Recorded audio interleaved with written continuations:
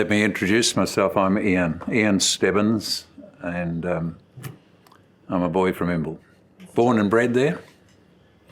My formative years through till I was 18 were Imbel years, and then you go away for about 50 years, and then around retirement you come back home. And coming back home is another, there's something obviously magnetic about Imbel that brings you back home, and but you're left as a child and your world was given to you by your community, by your teachers, by your parents. But then when you go away for 50 years, you have a global experience, you come back, you see the place very differently. And but somehow or other I've never lost a love. I guess it's deepened with more understanding of the place as, with my life experience now, and you interpret it differently. My family history goes back to the end of the First World War, 1918, 1919, when my grandfather, Australian-born grandfather, had been butchering in a premises on the Mount Perry line at a village called Maroondon.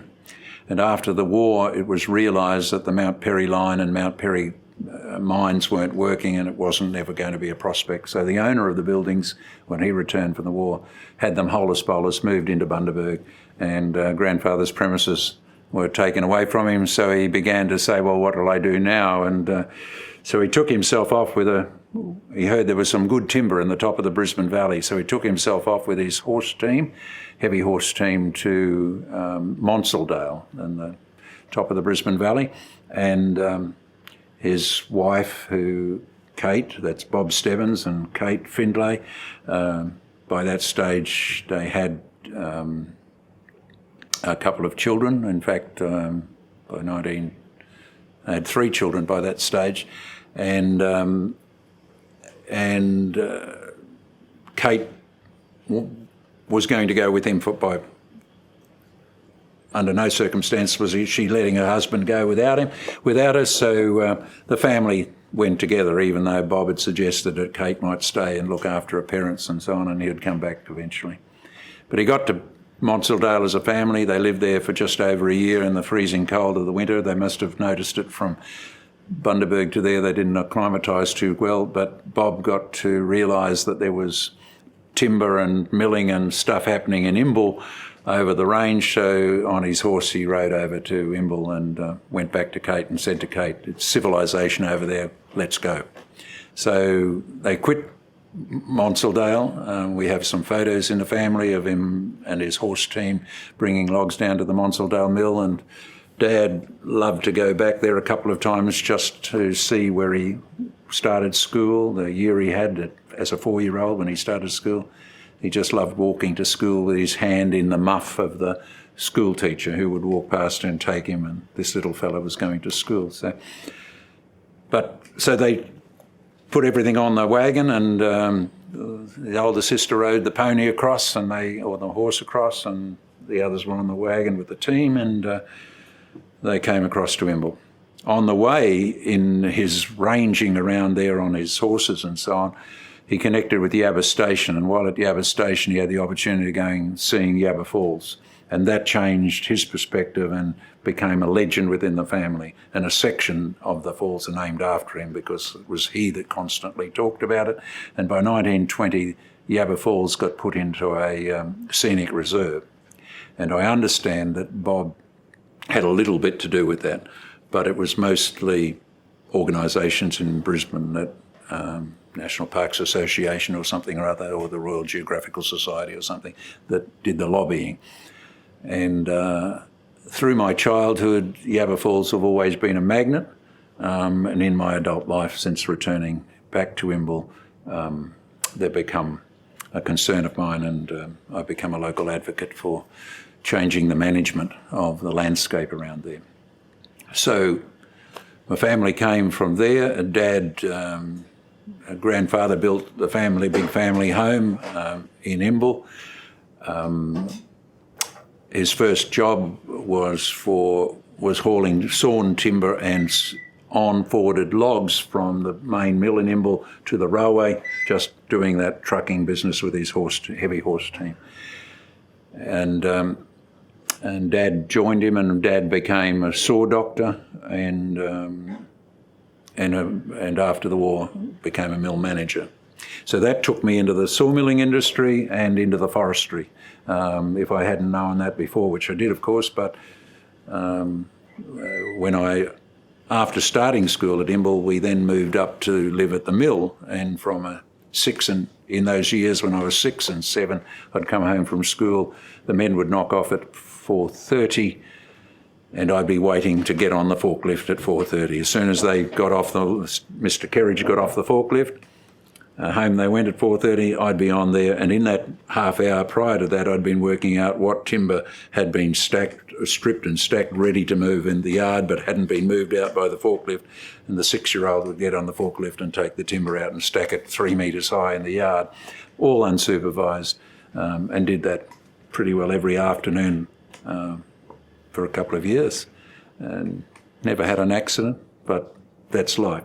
So when Dad married, he married a Brisbane girl that he'd met here in Gympie, and Mum came to live in Imbel in 1945, and suddenly had to learn about horses and cows, about milling and forests, about prolapse uteruses and vaccinations and blackleg and anthrax, all the stuff that this innocent city girl suddenly had to learn to live in the country.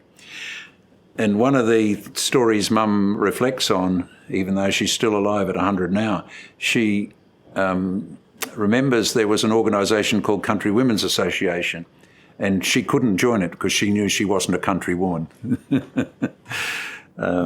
So Mum and Dad raised 4 children. I'm the eldest of those 4, and by 18, having had my primary education in Imbel for 9 years, and then 4 years at Gympie, commuting backwards and forwards on the rail motor 5 days a week for 4 years, with coming into Gympie for weekly or fortnightly on the rail motor for rural school for the 2 years prior to that.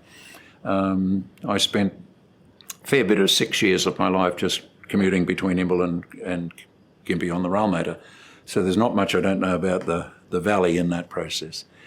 Finishing high school, it was off to teaching and Teachers College and university. I did both of them simultaneously. Teaching Teachers College during the day and university at night. 9 hours of lectures every week at uni from 6 till 9, Monday, Wednesday, Friday nights, doing different subjects. And after graduating from Teachers College, went out teaching, had 20-something years teaching, and then gradually, having been formed in a loving community in the church, in the village of Imbel, and the way the enthusiasm for Christian faith was developed and expressed, and we were nurtured in that community. My Christian faith has always remained with me, and so consequently, I'm not surprised that after 20-something years, I found myself full-time in ministry, lay ministry through the church, and full-time at teaching, and loving both of them, and something had to give. And the call into ministry came, so my struggle was, at that point, to leave teaching, because I felt that I was gifted, I loved teaching, I'd been called to teach, and now I was sort of facing the dilemma of being called to ministry, in a sense, and thought, why was I leaving teaching? Somebody gave me a kick in the butt emotionally to let me know that I was wrong again, that if I was gifted teaching, I would be gifted to teach in ministry as well. I would never stop teaching, and so it was. So after a first parish of 4 years in the Lockyer Valley, I was then tapped on the shoulder and asked to become principal of a training college in Sydney. And that college, Pacific College, was a college established by the church, but it was providing training for people, leaders of every level, local leaders, middle-level networkers and top-level leaders like presidents and general secretaries and politicians and so on from across the Asia-Pacific region who were coming in for training to be trained in those areas for which they didn't have training, or in those areas for which they had problems that they couldn't solve. And that included a whole range of social issues like sexual abuse and addictive behaviours and violence in the family, and those sorts of things were coming out of Papua New Guinea requests to dealing with peace and conflict around the world. In the case of, in those period in the mid-90s, it started with the nuclear testing being resumed in the Pacific. Civil war had been going on for 10 years between Bougainville and Papua New Guinea. Terrorism erupted in Bali, 2 years apart, 2 big blasts, devastation. The whole of Indonesia was tearing itself apart. Sri Lanka, East Timor, Tonga was on the verge. There was another bloody coup in Fiji. East Africa, Rwanda, Burundi, all of that stuff. So we had a Pandora's box of issues to deal with, and I was principal, and we had to create the curriculum. That took me all over the world, into lots of places, getting armies to surrender weapons, go home, set up the healing processes in communities. And why I touch on that when you're asking me about Imbel is the roots for all that were birthed in that childhood in Imbel. Imbel was the first forestry town in Queensland. It was the first major environmental movement by the government from around the time of the First World War, because they could see the forests being cut, burnt, stripped, and the landscape being denuded. And they realised that this beginnings of what we might call a green movement today was that they had to start reserving land. And the first big reserves for forestry were the Brulu Imbel forests. And the first forestry office went into Imbel, and they began all their research into understanding of the timber that was native, particularly the hoop and bunya pine, but many other rainforest timbers, and all that research had to go happen very quickly, and happened in Imbel. So Imbel became a very significant forestry town. The world came to Imbel then. The Australian forestry conferences were held there. The Empire Forestry Conference, convened in London, came out to South Africa, to Cape Town, picking up people from Cyprus and West Africa and the Caribbean and Canada, and coming on ship to, and then it was a moving feast, and then they came to Perth, and then to Melbourne, and then to Sydney, and at Sydney all the delegates were then railed up to Murwillumbah. They were put on a boat there and sailed down to Tweed Heads, received in a hotel there, put on a train and received in Brisbane, and then railed to Gympie to Imbel. And they all got off, and everyone who had a buckboard or a sulky would be down at the station to meet all these delegates from all over the world. And papers were presented in the Imbel Public Hall, and then they were taken up to see the beginnings of forestry. I think this is 1926 or 28. But came the war, the Depression, and then after the mills had to close for a period. But then came the war, and after the war, Imbel had to boom because every mill had to get every stick of timber it possibly could, because houses had to be built. There'd been such a delay by both the Depression and then the Second World War. And so mills were working furiously. Dad came home from the war, and his mate came home who lived next door. He'd been a pilot in 460 Squadron, as Dad had been a navigator. And Wes Lutton arranged Dad's wedding. He was his best man and his, his honeymoon, and then employed him as his mill manager at one of the mills in Imbel that they had bought during the war, formerly the Richmond River Mill. Now it was Lutton's top mill, or C.W. Lutton's mill. He had a processing plant in South Brisbane at Montague Road, and Dad became the mill manager. We moved after I started school at Imbel in 1952, when I was 5 and a half.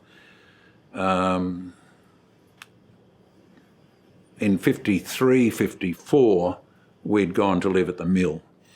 And so weekends would be sent in the mill truck going out checking where the timber was coming from all around the forestry. So I grew a love for the natural environment, for the forestry and so on. Come home from school on the school bus from Imbel up there. School got out at 3:30. I'd be up there by the time we got on the bus, and there'd be nearly 4 o'clock by the time I got home, 10 to 4 or something. Drop my bag, have a drink or something, and then go out of the house to watch the men in the stripping shed, stripping the timber, getting it ready in stacks to go out and to dry in the yard. Watching to see what stacks were nearly completed or had been completed, because when Mr. Kerridge got off the forklift at 4:30, the keys were left in the ignition, they never put them anywhere else. This 6-year-old would get on the forklift and drive around and take stacks of timber out and stack it out in the yard. And they were 3 stacks high, they'd go 3 highs, that's 3 metres to the top. And if sometimes you'd have to climb out on the forks to make sure something was straight, but and then get down and climb back and lower it. But back at home, as a child, in our home that was built after the war, it took 2 years to build because they couldn't get timber, they couldn't get roofing material. No iron available. So eventually fibre asbestos became available, and Dad decided he couldn't build the house that he intended to build because he didn't know or understand the weightings and the loadings that would be required with this different material on the roof. So he got a Mr. English to build the house, and or he assisted, of course, in his spare time. And we had a lovely high-set home on part of grandfather's land on the farm, and underneath it was concrete. And at 4-year-old, I got a red pedal car for Christmas, I think it was. And I learned to drive under the concrete there, carting timber around and so on. So by the time I was 6, I was driving, accomplished driver, no problem with a forklift. So life in Imbel was centred around the school and the church, which was a Methodist church. It had previously been a Congregational Union church, but the Congregational Union sort of ran out of puff and energy and capacity to staff things. Partly because while it was fairly strong in Imbel, it was the sawmillers and the foresters who established the church in Imbel. They had a meeting, they built the first church, men in the town donated their time, the workers at the mill donated a Saturday to saw all the timber for the mill. Farmers donated the timber off their properties to cut the stumps for the church.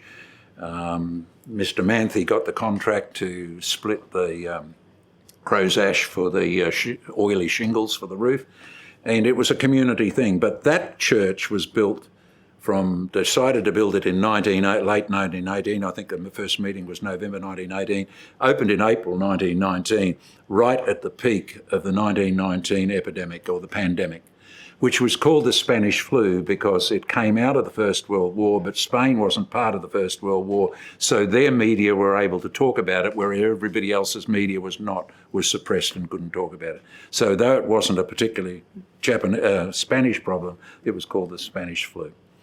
They sent 1,000 men at a time, 1,100 on one ship came back from hospitals in Europe, and by the time they all got back, some of them had already had it and got over it, and others were now... It was a princess quarantine ship, quarantine them and it became an infection. So the Spanish flu moved all over the community. Imbel couldn't go to Gympie to the doctors because they weren't allowed to travel on the rail motor.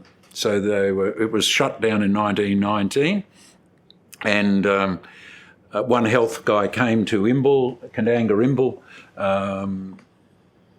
in 1919 to check, and as he came through, he identified on one day, visiting the Imbel and Kandanga, the 2 little mill towns on the line, he identified 60 active cases of Spanish flu.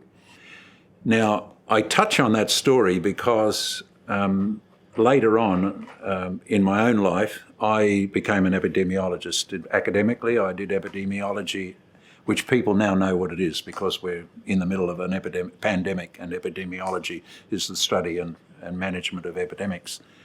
But they were starting the millers and the foresters. Mr. Jolly, who was the first forester, after whom Jolly Creek, the first creek in the upstream of Imbel that it comes out of the forestry, flows into the Yabba, is Jolly Creek. It's almost unnoticeable now because they've put pipes there and the road goes over it and you wouldn't notice it there until a fatality happened there just the other day. But these foresters and the sawmillers, Mr. Myers, Mr. Lutton, Mr. Marsden, got this church underway because they wanted, in their words, the people of the community to grow up as good Christian men. That meant women, children, everybody. And so they built a church. In establishing the church, they had to energise the community and get ownership of it and involve people.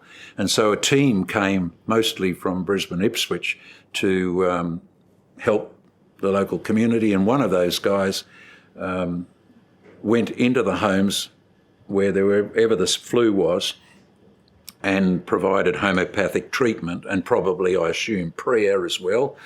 But while they were doing that, those families who, because of the flu, couldn't milk their cows, they would help milk the cows. Those, the mills closed, they would go and get food parcels and make up food parcels and deliver it. When they left the town, they gave this man a gold watch. The town gave him a gold watch, and they gave his wife a significant sum of money in a purse. I don't know what amount it was, but it struck me as very generous. And that was all a case of thanking them for their intervention when there was no other help at the time of a crisis of epidemic. So I go teaching from Imbel, but in going teaching, I went to Clifton. And in that first year in 1967, when I was teaching at Clifton High School, 3 girls in my year 8 classes, we had 2 grade 8 classes of about 82 children, I think. 3 girls died from cancer in the 1 year, in one school, in 1 grade level. The senior mistress died from cancer and the groundsman died from cancer, all in the 1 year in 1967 in Clifton. And I came home and said to my father, "Dad, do you know anybody other than your mother who had breast cancer who died from cancer here in Imbel?" Dad thought for a while and said, "Oh, I think Mrs. Limer died from cancer. I don't know of anybody else." I went to my wife's mother who lived in the Granite Belt, and I said to her one day, we were talking about another death up there, and I said to Mum, "What do people die from around here mostly?" And she probably balked for thinking I was a bit of a smart aleck or for a son-in-law, and I was challenging her or something, and she thought, and then she said, "Well, cancer, of course." And then she said, "The same everywhere, isn't it?" And I said, "No, it isn't, Mum." I came to get back to Gympie and talked to Steve Fittle, who owned 4GY, who started the radio station here. And I was at a meeting with him one day, and I said to this noble elderly gentleman, I said, "Steve, do you mind if I ask you a question about our local area?" He said, "No, fire." I said, "What do people die from around Gympie?" And he said, "They don't. We're renowned for our longevity." So I had Dad's response. These are anecdotes. I had Dad's response. I had Mr. Fittle or Fattel's response. I had a Clifton experience, and and so that took me. And when I had the opportunity some years later in the late 70s to do a master's program working on epidemiology and I produced an atlas of cancer deaths in Queensland for 1970 to 79, the first one that was ever produced. And there were remarkable things to discover about that, and it was that those communities like if you combined all the cancer experiences, whether it was reproductive or lung or respiratory or reproductive or digestive or whatever it was, communities are impacted by the cancer in different ways, and it doesn't matter where it happens. It's a prolonged illness, and cures aren't readily understood, and chemo's a threatening kind of experience for many. So I wanted to know how communities were coping with that.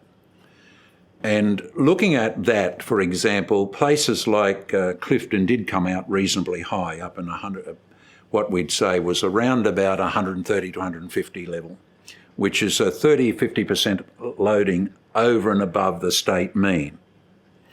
And somebody worse than that were the rural sheep belts of the western towns, the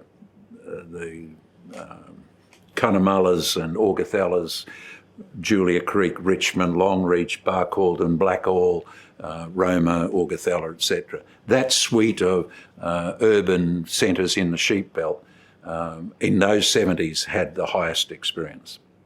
And they were 150, 160%, and it was a lot to do with arsenic in sheep dips, for example, macho lifestyle, that if you're hurt you don't go to the doctor, cancer needs you to go early, you don't, fair bit of alcohol, cigarette smoking, all the things that combined, and isolation, and young doctors that are only in town for a week or two, or a year or two, and then they've gone, nobody watching the big experience. So they were big, but these communities that I talked about, like the Granite Belt and the Eastern Downs with agricultural chemicals and so on, did show up. And somebody said to me in an interview once, what would a boy from Imbel suggest about this? And I wondered why he asked me was a boy from Imbel. I think it meant because I was just a kid, what would I know about it? And I said, well, you probably would expect that if we've got 120, 130% loading, 20%, 30% loading over the state mean, we want to get it back to state mean. And he nodded and he said yes. And I said, well, that's not good enough for me, because the Gympie experience is only 25% of the state norm. And Mackay experience is similar, and Chinchilla's the same. And there's something going on in Chinchilla and Gympie region and Mackay Pioneer that gives us a clue as to what we ought to be doing in the future. So we need, if we can have that in those communities, we need to be able to bring it down. And one of the things is that these are dairying country or intensive agricultural country with high rural populations, not too far from town, where with your dairying you keep away from chemicals by and large. But also they were communities in which Methodism was particularly strong. If you were ever involved in Methodism, you'll know there's these dynasties of families all related to one another that come from those three districts. And this forestry community and Millers created a community in Imbel, a quality social community with high social and ethical values. And those ethical values showed up in no smoking, reduced. Amamore, for example, has no pub because the Methodists blocked it in the community when they were going to have it. They opposed it. So you get these sorts of situations going on, and it shows up in health status, and Imbel's part of that story. The other part of my life that comes out of Imbel, another part of my life, is the multicultural connections, because the forestry also was the recipient for New Australians after the war. They were called Balts at first because the first ones came from the Baltic countries, but then they became New Australians. The Minister for Immigration at the time just coined the term New Australians. And we had a lot of them coming to Imbel. There were forestry camps at Foreign Legion, Stirling's Crossing, at Derria and at Arakaria. They were some of the forestry camps as well as in Imbel. But out at Stirling's Crossing, there were a whole collection of these kids, and being born immediately after the war, as I was, and they were too, they may have been born in Germany or somewhere or other, exiting out of Czechoslovakia, Poland, the Balks, or somewhere or other, and ending up being picked up, brought to Australia. Their fathers were obviously very competent. Australia was selective. And yet they got a job in the forestry to go around spraying weeds and sitting bored up with a book up in the fire tower watching for fires that didn't exist in summer in case there might have been one. But the kids were in my class. I remember Joey Stoshak coming to school in Lederhosen. And yet we melded together beautifully. I don't ever remember a fight in 9 years of primary school education, from my year of kindergarten from 5.5 to 6.5 until I was 14.5. I don't remember a fight at school, not in my class anyway. and the harmony and the relationships were very strong. So when I go back to where I came from before in terms of, where do I come from? I come out of a community of multicultural blend nature, and we enjoyed each other, and we still have relationships with one another. One of them was at my mother's 100th birthday recently, she came back. And so Imbel was a remarkable community, and the school we had in one period, there were 225 kids in the school and teachers, 5 teachers in a school of 225 kids after the war. And we had some excellent teachers. I've been a teacher all my life, and I look back now and see the quality of education we had in that school. And there were a couple of them were a bit weak, but most of them were brilliant. Pam Duncan, Jill Gambling, Mrs. Routh, Mel Colston, who became a senator in the federal parliament, for example, Gordon Percival, and so on. These teachers that we had were gifted, and we were encouraged, we were inspired. Some kids didn't enjoy classes and didn't enjoy school, but I think a lot of that was to do with the fact that we had 2 age groups in one class. And we also, my group, had a year at school at kindergarten from 5.5 to 6.5, learning to read and write. Then next year, all these kids came in who were a year younger and had none, and we were in the one class. And we were called grade 1. Then we went into grade 2. So they were starting as younger kids at the bottom end and having to work their way up. And as they did, as the years went on, many of them moved up. But being somewhat disadvantaged. So some of us were advantaged, I think, by that. And so I loved school. We had a calf club, we had poultry, learning to look after poultry and count the eggs and measure the eggs and do all of that, and learning to raise animals and so on, as well as a quality education that was increasingly becoming Australian. Our ancestors, our parents had a very British one. We were having a different one. So to me, I have a love for Imbel, and I came back to it after years away. Go away at 18, you come back 50 years later. Not that I disconnected, because my parents were always there. And but come back to live beside my mother, build my own home and live in that environment. And I came back and realised that I only knew the place as a child, really. Come back as an adult, and you look at it very differently now. You've accumulated all that experience and you look back and see it differently now. But coming home, I'd look out my window and say, I don't even have a clue why that mountain's there. Why is that mountain there? But the creek runs dead straight here, but then it does meanders there. What's going on? Where did these names come from? Why we just grew up, they were called this, And so I had to begin to explore the Byambora history of the Byambora Indigenous people. A couple of them I met at different times in my life. And now I was beginning to seek to understand it. I had to know why the mountains were there, so I had to grab all my contacts of my geology friends, come for a bushwalk with me. Come and look at this country, and gradually come to understand it in a fresh way. It's an exciting part of Queensland. In fact, it's the most complex piece of geology in southeast Queensland, but it opens up the whole history of Eastern Australia in terms of its geological story, why Gympie and Imbel are so different from one another. And it helps me understand, at this time of an epidemic, what heritage I do have. It's a rich heritage of quality community, a beautiful environment, one that behaves uniquely, lots of mystery, and yet I love the majesty of some of that country. I love the serendipity, surprises everywhere. Come for a walk with me down the Kingham Gorge. I love the artistic nature, and I love its moods and drama. It's all there. That's my village and my community. I better tell you about the rattler.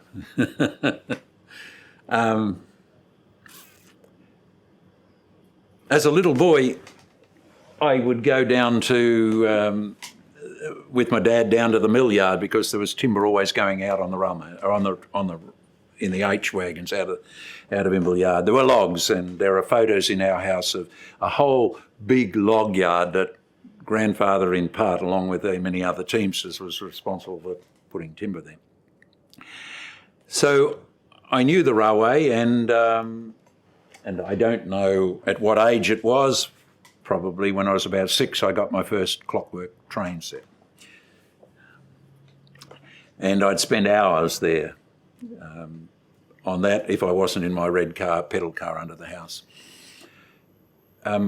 So the railway grew up, and the station master in the mid-1950s was a guy called Cliff Skillen, and he had 2 sons and 2 daughters, the 4th one born while they were in Imbel. And the older 2, Jim and Rob, and the 2 girls, Kay and Helen, were mates of ours, my younger sisters, and we played together. And I'd often go down to the mill in those periods, and we'd have meals at their place, they'd have meals at our place. So the mill yard was an important place. One day, at the mill, Top Mill got a new Heister forklift, and it was down the mill yard now. You didn't have to hand load it onto the timber into the wagons, you just put it in with a forklift. And having driven a forklift when I was 6 and 7 every afternoon for a couple of years, I got on the forklift in the mill yard, turned the key and went to drive it. I got the fright of my life. I think I'm still traumatised for it, because when I went to turn left away from the train, it went right, because this one had rear axle steering. I'd never had real axle steering before. That gave me a fright. I turned the key off and got off and walked away. I didn't want to be pushing railway wagons out with a forklift. So I've never driven a forklift from that day to this. But so the station became a playground in a way. And Mr. Skillen also wanted to compete with Kuranda Railway Station for the most beautiful railway station in Queensland. So the station was enhanced with all these staghorns and elkhorns and orchids that were, and hanging baskets, and a greenhouse built out of Wayne offcuts from the sawmill beside the station. And it was a beautiful place, and they did win prizes for the beauty of the Imbel railway station around 1956, 57. And so I loved the trains, and then I got the opportunity to travel on them when I was going to rural school in years 7 and 8 from primary school. I think it might have been once a fortnight we came into Gympie and went up to Gympie High School to do our woodwork, leatherwork, metalwork and trade drawing in 4 sessions during a day, and then home we'd go with our teapot stand that we'd just made out of a piece of pine or something. And that was good. Then came high school, not 8, what do we call it? 4 years, sub-junior, junior, sub-senior and senior, 4 years. And I commuted every day. So I think I worked out 65,000 kilometres I travelled on the Rattler, because the rail motor was the Rattler. It wasn't a steam. Other parts of Australia may have called their steam trains with a red wagon on the back of it a Rattler, but Rattler for us was the rail motor. And illegally, of course, towards the end, when Imbel Primary School had now had a high top and the kids were going to secondary school there, and so by year 11 and 12, there were times when I was the only passenger on the train going back to Imbel in year 12 during the week, and I'd be on the rail motor driving it. That was good fun. The driver would teach you to drive, and that was no problem. First you'd learn to use the air brakes, and then you'd use the throttle, and then you'd sit in his seat. And then occasionally when we had a C-17 or a BB-18 steam train, because the rail motor had broken down and the loco was put on the line, I got to ride the plate with the driver from Kandanga to Imbel. So grew up with that. But there were times at the beginning, when the rail motor was a big drop centre engine, a powerful motor, was called RM90, and it'd have the big front engine, then there'd be the middle carriage, then the guards van, that 2/3 of that was passengers, and then a dog box on the back. added as well. The dog box was usually for the boys going to rural school, which I'd done for 2 years. Most of the boys were in the guards van section. Most of the girls were in the middle section, and some of the older girls would get up with the passengers up the front, and a few of the boys who didn't like being bullied would be up the front being friends with the driver. I estimate we had as many as 150 kids on that, because we'd be picking up not only all the kids going to high school, but the rural school kids, and then the primary school kids that lived on farms who would get on at Mellawandi or at Grace's farm or at Worth's farm at the tunnel, and they'd travel and get off at Kandanga, or they'd get on at there and come off at Amamore and so on, get on at the Dawn to come into Monkland. And so we were picking them up all the way along, and sometimes the rail motor in a winter's morning would never be able to get up the Kandanga bank. Too many kids, too many carriages, and ice on the line, and the boys who are accompanying the driver up the front made sure that all the way up the tunnel hill out of Imbel, they would be putting the sand on the line. There's a sandbox lever there to drop sand, trickles of sand on the line in front of the wheels of the motor, the drive wheels, and they would make sure they'd use plenty of that. So by the time we got to Kandanga and had to go up the Kandanga back, there'd be no sand left. So we'd get on the rail motor at Kandanga, and she'd charge out of over the bridge and across the level crossing and belting it, trying to get up that hill, because to get up the Kandanga bank to go into Amamore, we got over the divide, and there's a very tight curve and then another one going up there, and often we couldn't do it. We'd get about part way up to the tight curve and the motor would be slipping and slipping, and once it starts to slip, there's no way. So some of us would be asked to get out and go and put ballast on the line, put gravel on the line to give him another go to help him get up. But we were never very cooperative. While other boys are down the back, if there's some old sleepers, they'd be trying to put sleepers under the back wheels of the back carriages as chocks. They nearly got a fright one day when the sleeper went under and it started lifting the carriage. They thought they were going to lose it. But no, the sleeper fell out. They were all right. But there was every attempt that boys known to boys was made to try and stop that. There weren't many boys involved, but there were always some characters on the line that would be up to some mischief. And so not often, but from time to time, we'd have to reverse all the way back to Kandanga, drop off a carriage, leave it there for the day, put everybody standing up in the other wagons, and off we'd go, and we'd have a run at the Kandanga bank and we'd get over. The latest we got to school one day was 11:45. Because the fun thing was that by the time you got to Monkland, you then had to wait for the other steam trains that were already operating on the line, or what was happening in Gympie Station, and they couldn't clear us, and so we'd sit out there for 20 minutes. That was an exceptional occasion. But the other parts of sitting on that was you learned to love the landscape and got to know every detail on it. I could still tell you where the pheasant kukul tracks were between Mellawandi and the station. Around this corner there's another track across there and so on, the wallaby tracks and so on, and got to know everybody that lived around the line. But 150 kids on a rail motor for an hour and a half coming from Imbel was 90 minutes in and 90 minutes out, so an hour and a half each way each day. 3 hours unsupervised, up to 150 kids. You can imagine there was a bit of carry-on goes on. There was elements of bullying from time to time by some of the boys against some of the other boys. I don't remember any sexual misbehaviour or any kind of that. That was all innocent. But there were games and other things that went on, and there'd be wrestling matches, and in the guard's van under the supervision of the guard there'd be a boxing ring put up with the mail bags around there to try and protect the corners, and they'd have a sparring competition or a boxing match between some guys, and occasionally windows would get smashed and pushed out because somebody would be hanging up there and put their feet against the wall and bang, and there's mist, hit the window, another window popped. But for me, it was an opportunity to do maths and geometry. You can't really read on a motor when it's going backwards and forwards. You can't write your essays. but you could solve puzzles and problems. You could do your geometry and things like that. And so I'd get a chapter or two ahead of the class in my trigonometry or my solid geometry or my algebra or something like that, and enjoyed that. But gradually, you know, I had to behave myself because I would have got an awful flogging if I'd gone home and Dad had heard that I'd been up to mischief or something or other. But coming to Gympie High School, we were often regarded as inferior beings because we were the kids from the valley.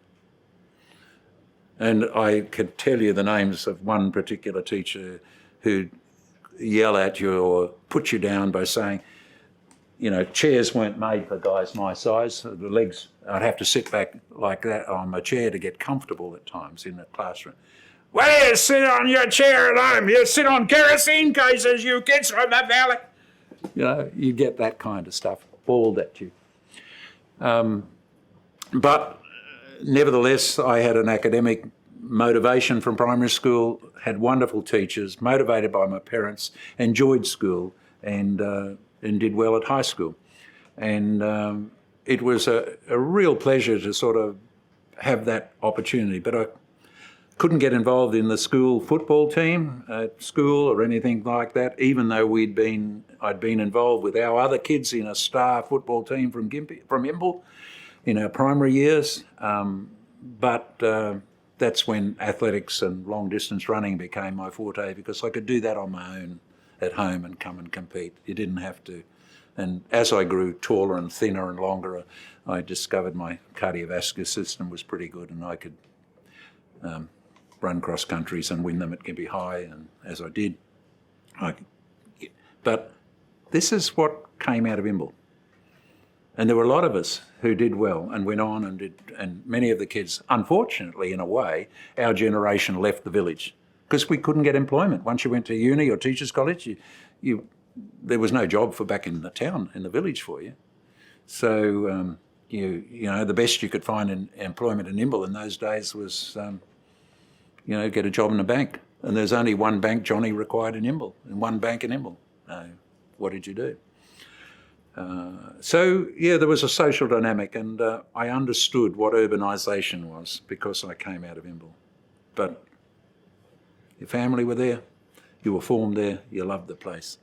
And that rattler was precious. My young brother was 10 years younger than me, and he saw me going to school at the age of 12, 13 when he was 2 and 3, 4, you know, when I'm 14 off to high school. He's watching from the back steps, waving. I'd come home with all the stories of the rattler. He'd see me go every day. He fell in love with trains because of the mystery of them, and I would go up into the tunnel and so on. I'd had enough by that time. And so my younger brother became an authority on railways. He travelled every railway line in Queensland, bar 2 segments. One was Duchess to Mount Isa. He didn't travel that, and he didn't travel the Greenvale line, nor did he travel a segment from Wyandra to Cunnamulla. But every other railway line, including defunct ones like the Cooktown to Laura one in a 4-wheel drive, he travelled and explored all that. He did the same in Taiwan. He travelled most of the railways in Japan and went around the world on the Trans-Siberian 2 lines twice because we had a railway in Imbel. So the rattler was important to us kids, and you can see it in the influence it had on others. Eric Girdler on the Hammersley Iron Railways was a kid who would go into the railway workshops at Gympie Station instead of going to Gympie High School, then operates the biggest trains in the world. My brother becomes an authority in the department, in government department in Brisbane on railways in Queensland in the Lands Department, and I couldn't care less. I give me a car or a forklift with front wheel drive and I'm okay. There are little bits of grief in regard to coming back. What do I miss? I think I was disappointed when the state forests, the plantations in our state forests across Queensland were privatised. And there was no fuss made about it. There was other privatisation debate going on, but the forestry got forgotten in that debate. And while they might say to me that HQ Plantations is the same team of people managing the same forests in the same way with just a different pay clerk signing this, authorising the payments or something or other. That's not true. There's major changes, significant changes. And whilst many of them are commercially driven, and I understand that, there is certainly some elements of grief about the management of our forests. But I think there must be some learning going on as a result of some of the wildfires, that they lost $16 million worth of hoop pine plantations up at Gympie last season, a year or so ago, in the wildfire there. And it was forestry who had ignited that fire in the first place. And the conditions were Holocaust days, they were dramatic days or whatever you like to call it, but nevertheless, the initial fire had been lit by forestry, and sometime later, some weeks later, it flared and for a particular reason. So I think their fire management is forced upon them to become more cautious and more thing. I think the other thing I discovered too that I grieve a little about is that the Yabba as a river is not understood and is not valued in the way it needs to be. I don't think Sunwater are accountable enough to some of our environmental ethics. Yes, there is a lot of water release going on, and then there are periods with no water release, and there are flood management, but now's not the time to talk about the details of that, but there is some elements of concern that I have about the way that operates.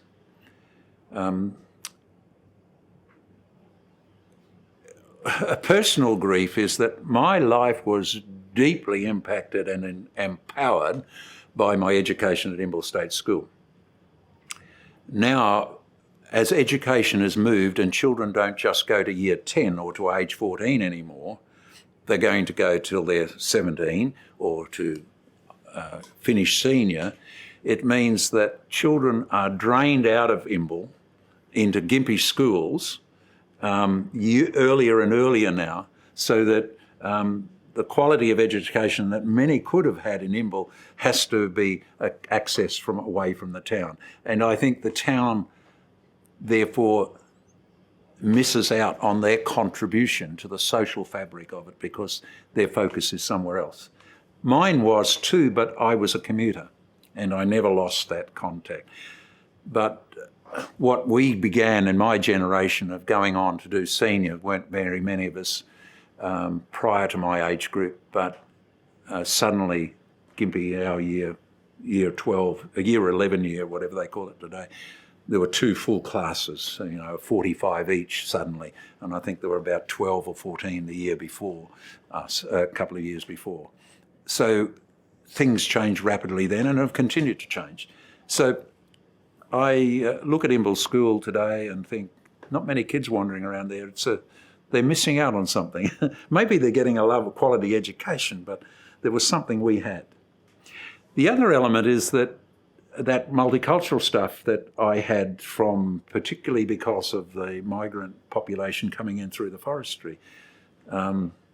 We're now living with a diverse population in another way. We've got to change values and attitudes, and I'm watching some of that happen. But I still think there's some interactions that used to go on in that community in a way that doesn't happen so much because we're now a place to retire or a place to work or a place to live but not work. So many people work at Australia Zoo, at Noosa, at Wises Road, Maroochydore, in Nambour, in Gympie or somewhere else, as well as in the forestry and the mills and so on, and in the community.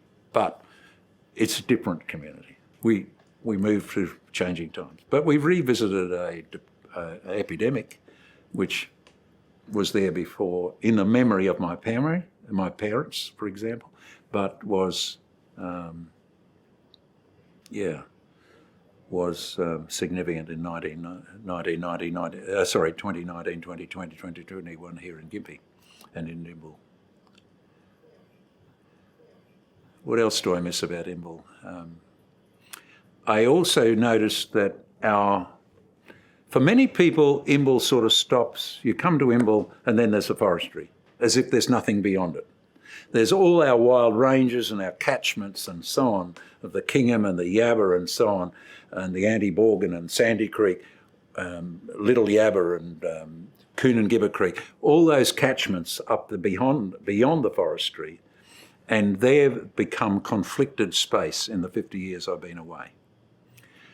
They've conflicted space because the hardwood forestry industry has largely retreated.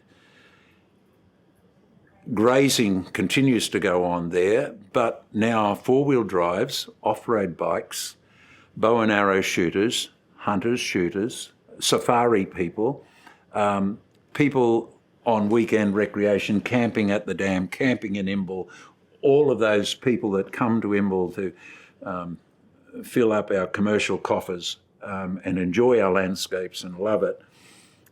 We're only 2 hours from Brisbane.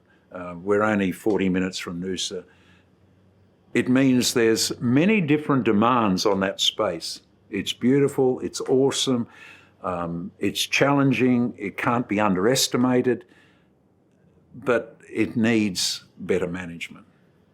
And one of the things I've attempted to do in the few years since I've come home is inject that management. And to do that, first of all, was to inject the understanding. So I had to ask all the network of friends that I had that were specialists on macropods or on koalas or on platypus or on tortoises or on geology or structural geology or mineralogy or biology and botany and ecology. And mountain climbing and rock climbing and so on.